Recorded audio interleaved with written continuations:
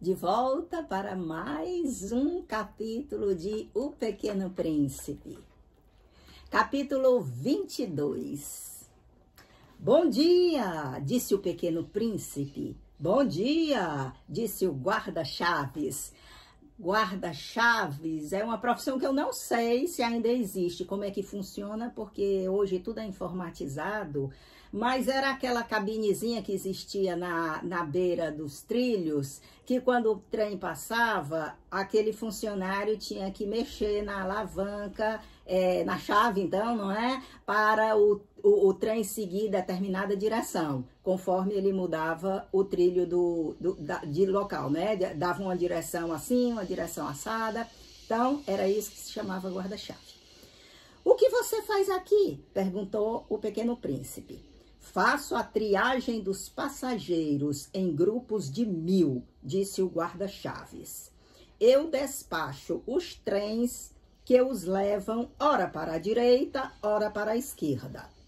E um expresso iluminado, num estrondo de trovão, fez tremer a cabine de controle. Eles estão bem apressados, disse o pequeno príncipe. O que estão procurando? O homem da locomotiva também não sabe, disse o guarda-chaves. E estrondou no sentido inverso um segundo expresso iluminado. Quer dizer, estrondou é quando ele vai cruzando, passando pelo outro, né? É aquele barulho muito grande, né? O trem tá distante, mas quando ele chega perto, de fato, é um estrondo. Eles já estão voltando? Perguntou o pequeno príncipe. Não são os mesmos, explicou o guarda-chaves. É uma baldeação. Estão percebendo? O pequeno príncipe está falando com esse guarda-chaves. Não se sabe bem se ele está contando essa memória para o piloto, ou se é de fato uma historinha, ou se de fato aconteceu com ele. Eu sei que o livro ia seguindo numa sequência e depois aparece esse capítulo assim que não tem nada muito a ver com os temas que a gente vinha seguindo, que é essa conversa primeiramente do pequeno príncipe com esse guarda-chaves. Então, ele chega lá, pergunta o que é aquilo, o que é que ele está fazendo, e ele diz que ele aqui está distribuindo as pessoas nos trens, ora eles vão para uma direção, ora eles vão para outra direção, e nisso o trem faz o estrondo de aproximação, não é? Ele pergunta para onde eles estão indo e o guarda-chave diz que nem o maquinista sabe, não é? Nem o condutor sabe. Muitas vezes as pessoas possuem chefes, governos, quem os dirija para algum lugar, só que eles estão perdidos, não sabem nem por que estão indo, não sabem nem para onde estão indo e até mesmo o dirigente não sabe de nada. É a chamada sociedade manada, né? Vão indo, porque todo mundo está indo, mas não sabem nem para onde ao certo que eles estão indo. Eles já estão voltando? Perguntou o príncipe, por causa desse cruzamento dos trens, né? Não são os mesmos, explicou o guarda-chaves. É uma baldeação de vai, volta, segue, entra, vai, volta. Eles não estavam contentes lá onde estavam? O príncipezinho fica se questionando porque aquela multidão toda está de um lado para o outro no trem. Nunca estamos contentes onde estamos, disse o guarda-chave. Nunca estamos contentes onde estamos.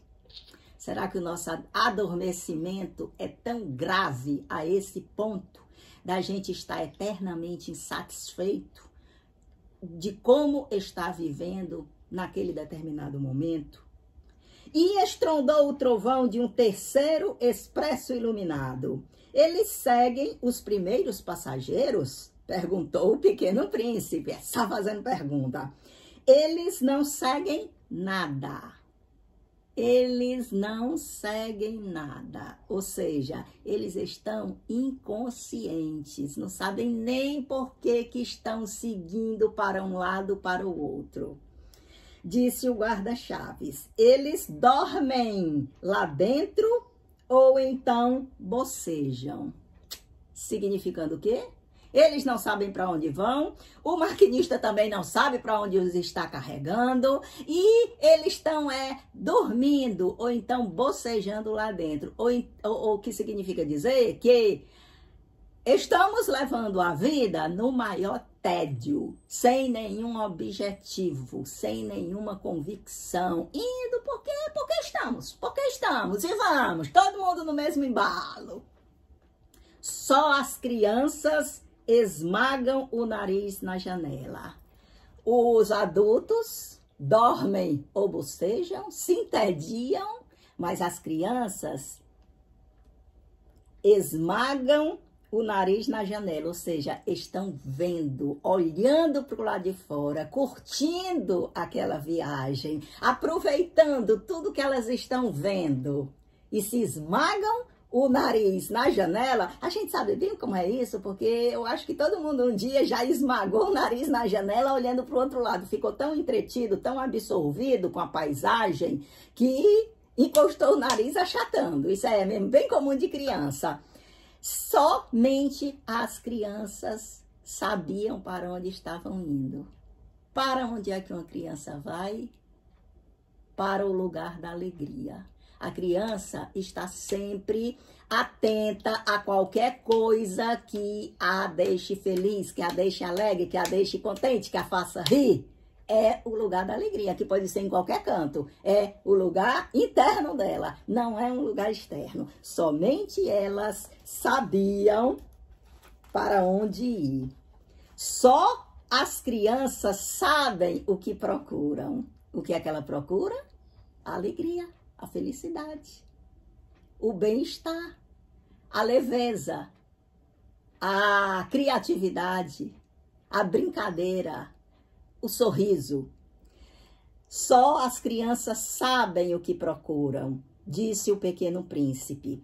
Elas dedicam seu tempo a uma boneca de trapos que se torna muito importante e se atiramos delas, elas choram.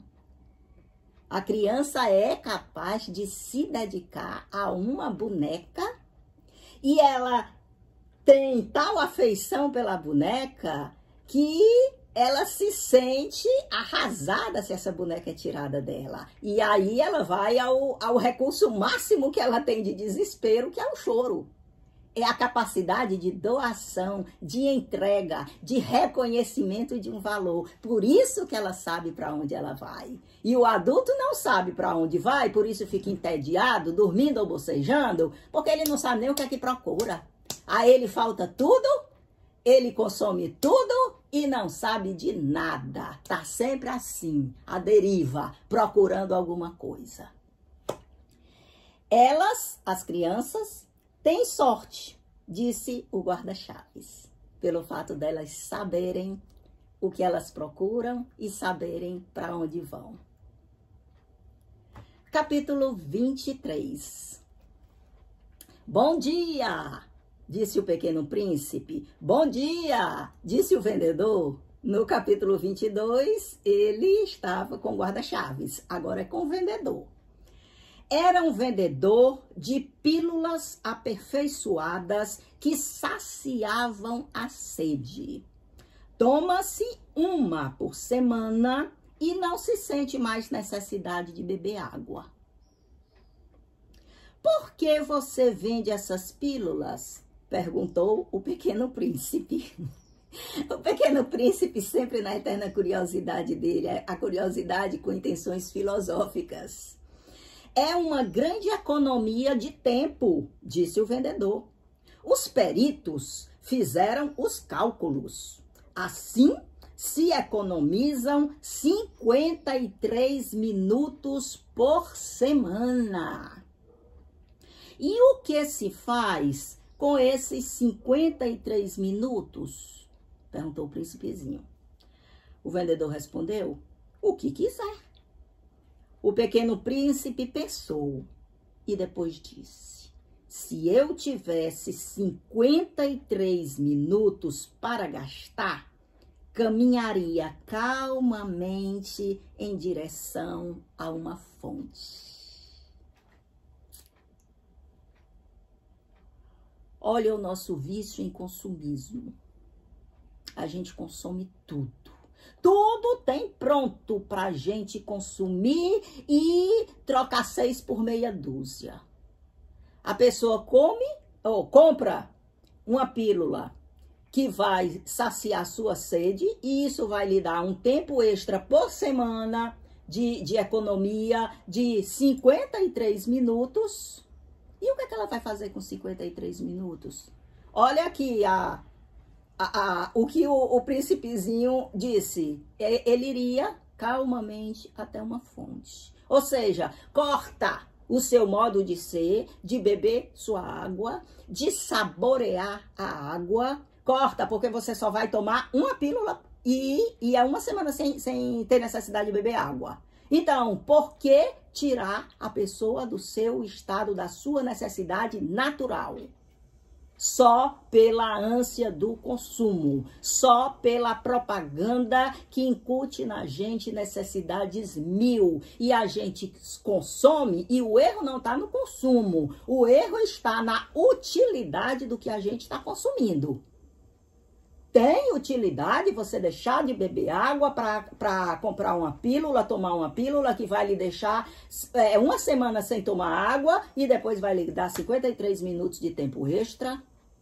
Não existe um objetivo, não existe uma lógica, mas a gente faz isso não exatamente em relação a essa pílula. Mas se a gente botar a mão na consciência, a gente está fazendo absurdos em nome desse consumismo, em nome dessa tecnologia que fica substituindo coisas naturais por coisas artificiais que dão muito lucro e o ser humano fica feito o pessoal do vagão, indo para um lado para o outro, achando que é normalíssimo fazer essas aberrações. Esses 2 capítulos foram bem pequenininhos. A gente só tem mais 2 videozinhos, aí se encerra o nosso livro de O Pequeno Príncipe. Amanhã eu volto com o penúltimo vídeo. Olha, meu príncipezinho vai passar o livro todo dormindo. E sendo guardado, sendo zelado pelo príncipezinho e a raposinha. Tchau, pessoal. Até amanhã.